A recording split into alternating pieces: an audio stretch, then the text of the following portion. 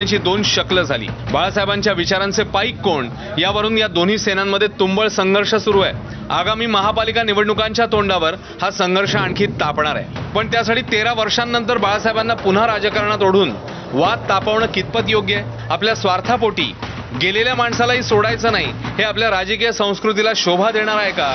हा प्रश्न राजकारण्यांनी स्वतःलाच विचारायला हवा। ब्युरो रिपोर्ट, एबीपी माझा।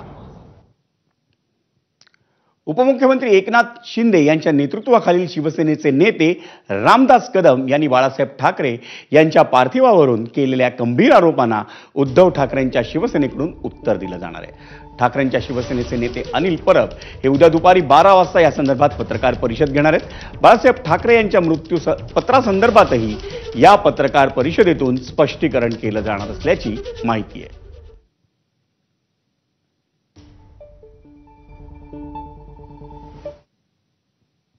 वळूयात पुढच्या बातमीकडे।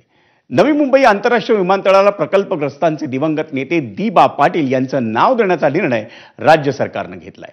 मुख्यमंत्री देवेंद्र फडणवीस यांनी सर्वपक्षीय नेत्यांच्या घेतलेल्या बैठकीत येत्या 3 महिन्यांच्या आत प्रक्रिया पूर्ण करून नवी मुंबई आंतरराष्ट्रीय विमानतळाला दिवांचं नाव देऊन असं आश्वासन त्यांनी दिलंय। आगरी समाजाचे नेते दशरथ पाटील यांनी ही माहिती दिली।